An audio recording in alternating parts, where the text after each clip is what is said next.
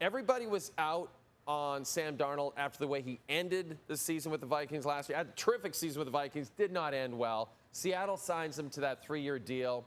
A lot of question marks. Is this a good fit? What have you seen so far? It's a phenomenal fit, and a lot of it for me has to do with coaching lineage. And here's another thing. We want to say, hey, this is his first year in this offense.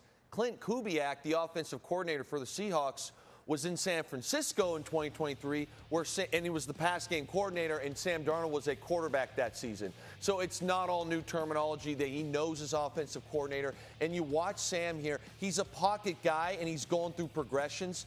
This offense, I want to talk coaching lineage, comes from Clint Kubiak, his dad Gary Kubiak, the Mike Shanahan offense, a.k.a. now the Kyle Shanahan offense, and obviously it's evolved throughout the years, but it is a perfect system for a guy like Sam Darnold. When you get the run game going, which Seattle did have at times today, you're going to get the play actions. You need a quarterback who's going to protect the ball and go through progressions. You don't need the off-schedule things in this style offense. And again, I look at Matt Ryan under Kyle Shanahan. I look at Brock Purdy currently under Kyle Shanahan. You know, this is the type of guy. Sam Darnold does not have a talent limitation. So you're starting to see it. He's, again, it's nothing crazy flashy. He's got a great weapon in JSN, a lot of good supporting cast. The 2 young tight ends looked good today. The offense will continue to grow. I really like what Clint Kubiak's doing over there. There was a play that we didn't show you that might have been the TSN turning point. It was actually after Arizona tied it. Chad Ryland, Arizona's kicker, misses the landing zone between the goal line and the 20. Therefore, Seattle was able to start that game-winning drive on the 40. Yes. I mean, great for your team. Great for my team. But do you like these new kicking rules? I like them because it's really encouraging a lot of kick returns. You know, you would almost say that the NFL tried to adapt CFL special teams. There you go. There you go. But that being said, this kicking moment, again, you're down 14. You come back, you score, you get a big missed kick, you go down and score. Marvin Harrison finally, you know, it starts to kind of emerge a little bit. All the momentum at home, Thursday night game, you're 2-1, and your kicker can't put the ball in the landing zone. And you look at the time on the clock, I believe it was 23 seconds, 1 timeout. So, Jay, my head was going, if you hold him to the 30, okay, you're looking at 7 seconds-ish a play. Okay, so probably 3 plays. You got 1 timeout in there. So if you're on, again, the 30, assuming they got to get to the 40, you got to go 3 plays to go 30 yards. Very, very tough task. Difficult to do. Tough task, and also 2 of those will have to be out of bounds.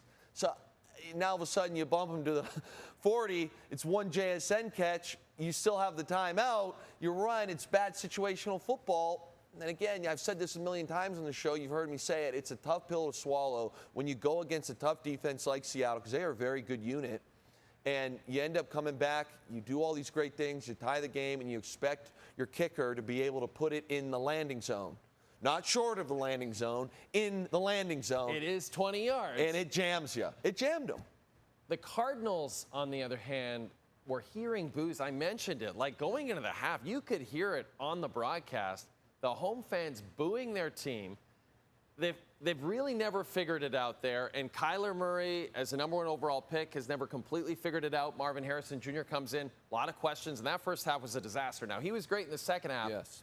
How did they eventually kind of figure it out and make this a game? So, Jay, what scares me about this stuff is if you want to be a consistent offense in this league, you have to play the game a certain way. You have to be able to either run the ball, which they're going to struggle to do, especially with Connors out, but then 2, go through progression. That meaning we go from our first read to our second read to our third read. We're manipulating defense, and you just don't see that with Kyler. Again, even here, it's like, oh, my first read is in there. I got to scramble out of this thing.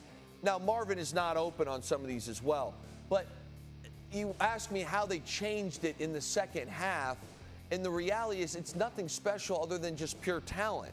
Marvin Harrison just made some great plays, physical plays, and those will happen. But if Cardinal fans don't want to be frustrated, they need to see something more of this. I mean, that right there is an unbelievable catch. Same thing here. It's man coverage. Witherspoon's got him gloved. It's a perfect throw and catch. But the percentages of those happening consistently are simply not that high. They're higher with Marvin because he's a phenomenal talent, but you'd love to see some combinations, some routes, some real separation, and you're still not seeing it. So, again, I think it's great moments that he had some contested catches. But you're a Cardinals fan, you would love to see the next progression where it's like, hey, I came to Marvin Harrison on my second read, absolutely slung a seed that he's got separation on a defender from. I still worry a bit that it'll be very inconsistent, similar to how we saw tonight. So now Arizona's 2-2, and you worry about them fading in the NFC West because the NFC West is turning out to be a really tough division. Obviously, the Rams look great, the Niners look great, but Seattle could easily be 4-0 right now. They're 3-1. Year 2 of Mike Macdonald. You mentioned the defense. He's a defensive coach. He's got that unit looking great. Now you bring in Darnold. This is all looking good. Could Seattle be a favorite to win this division? They could be, in as much as it pains me to say, so they're not mine. Beginning of the year, I thought San Fran would be that team, but the injuries I know they're 3-0, and I know they found ways to win, but with Nick Bosa being done now, that's a massive loss. Yeah. I like Seattle a lot. I think their defense is great, but what scares me about tonight is, this game shouldn't have come down to a last-second field goal. You're up 20-6. You got to find ways to bury this football team. You won the turnover battle, you were in complete control of the game, and you needed the kicker to miss the landing zone to really keep this thing from going to OT. And the same thing happened to Seattle week 1. You're marching down the field, and you fumble the ball, and I believe it's a strip sack. Those key moments, I think that's the next step for Seattle. Where on the flip side, you asked my favorite. It hurts me to say this, Jay, but it's the Rams still. And I know they lost to the Eagles. You love Stafford. You're I a big love Stafford I am guy. a huge Matthew Stafford guy. The defense is young. They run around really well. I know it was a loss, but the kicker jammed them. They should also be undefeated. Devontae Adams looks great. Puka Nacua looks great. Kyron Williams, even Corum looks great. So if I had to say right now, I would put the Rams as my favorite. Sorry, Niners fans, it's just an injury thing. I would probably put Seattle as 2 and San Fran is 3. If you're a Seattle fan, you have to be pretty excited about the future of this team right now, right? You're thrilled, especially you're jacked. And this is my guy. I love Geno Smith, but the way things are going in Las Vegas right now with Geno versus the way every week it seems like Sam Darnold looks better and better and more comfortable. With the two-headed backfield they've got with Kenneth Walker and Charbonnet, you got to be very, very excited.